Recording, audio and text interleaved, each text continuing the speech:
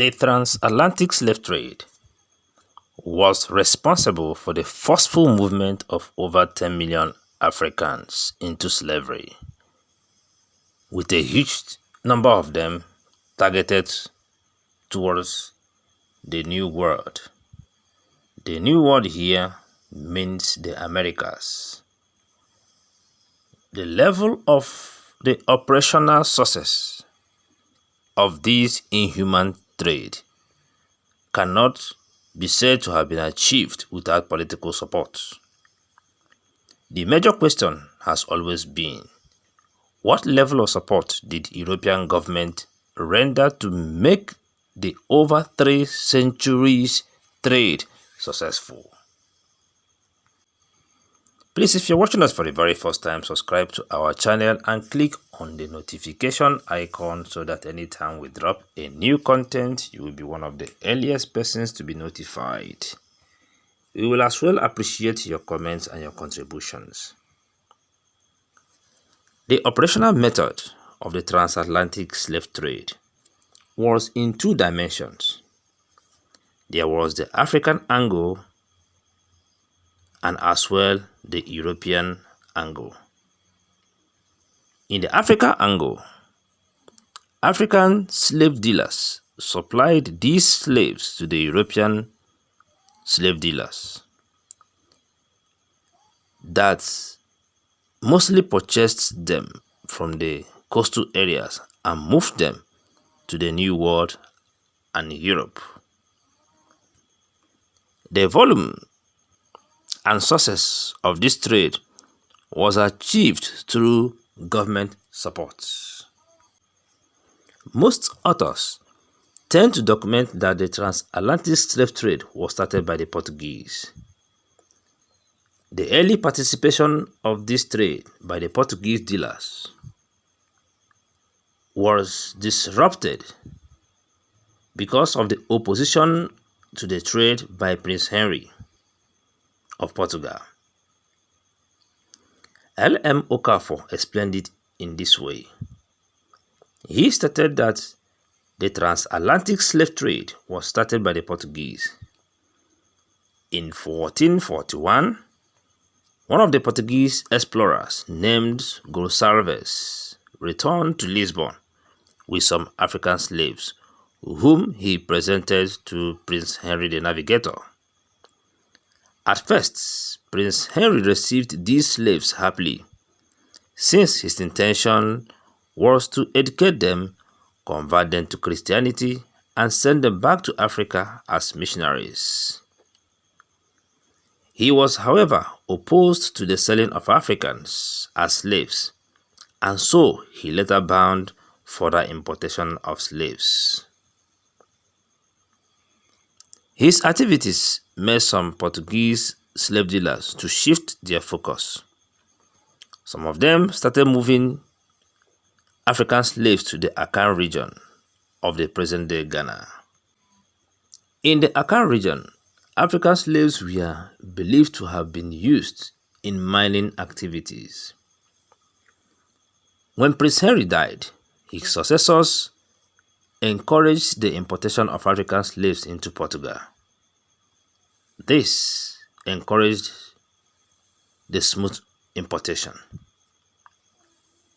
Although in the early stage, Portugal, Spain, and the Dutch were leading in the slave trade, the British and the French later took over the lead in the 18th century. The British actually was ahead of others in this unfortunate trade. The rewarding nature of the plantation system of the Americas encouraged the increased volume and number of slaves moved to the region. This was because most European countries depended on the New World for supplies. This leads to these European countries rendering more political support to their country men that were involved in the dealing or in the trade. L.M. Okafor explained it in this way in his further documentation. He stated that industrial expansion in Britain was mainly responsible for the country's active role in the slave trade. She depended on raw cotton produced by slaves in North America to feed her cotton industry at Lancashire. Other raw materials produced in the New World were also needed in various other British industries that were rapidly springing up. She exploited manufactured cotton goods, or she exported manufactured cotton goods and other manufactured commodities to West Africa, where they were exchanged for slaves.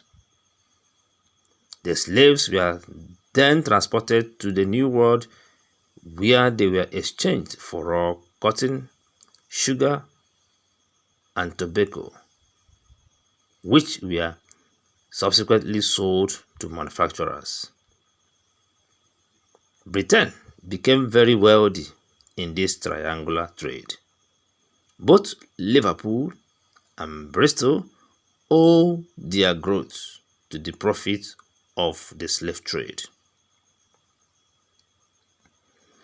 The lucrative nature of this trade and the huge profit that came out from it encouraged more support from European governments towards the slave dealers from their different countries. In Britain, the English monarchy gave official backing towards this. Let us still look at the documentation of L.M. Okafor.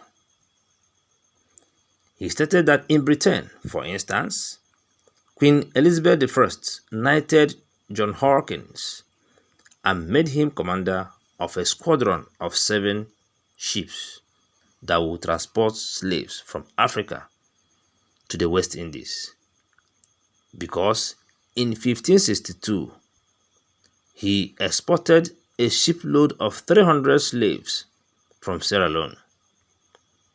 Again, in Britain, a company known as the Company of the Adventurers of London, trading into Africa, was chartered in 1618 and nicknamed Black Ivory.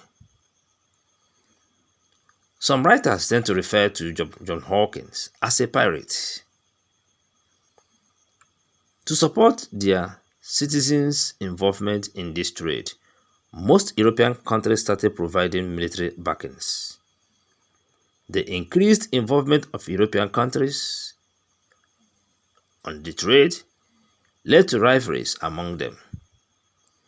The rivalries often led to wars in Europe and in the New World colonies, and as well, it encouraged military actions against opponents, mainly in the sea. Military might helped Britain and France to take over as leading slave trading nations. Britain, though, took the lead. European countries built and encouraged their companies to build forts in Africa. These forts became secure trading posts for slave trade. There were over 50 forts built by the Europeans for the smooth running of the transatlantic slave trade. Most of these forts were fortified with effective weapons such as machine guns, cannons, and some soldiers were as well drafted to provide security. There were some cases of judicial and legislative support for the actions of the European slave dealers.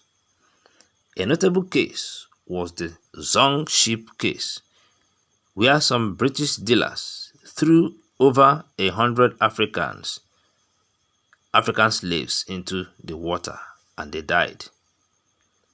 The owners of the ship went to court because they were demanding for compensation in form of insurance, which was to cover the cargo, including the African slaves.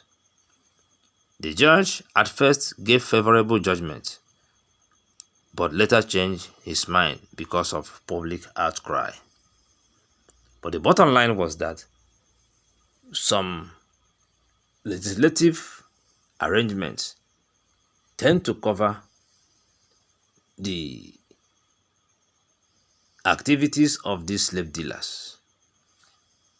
And this was what encouraged the owners of that ship to approach the court for judgment and also to request for compensation. Please, if you're watching us for the very first time, subscribe to our channel, share our content, and click on the notification icon so that anytime we drop a new content, you'll be one of the earliest persons to be notified. Thanks for being part of this channel.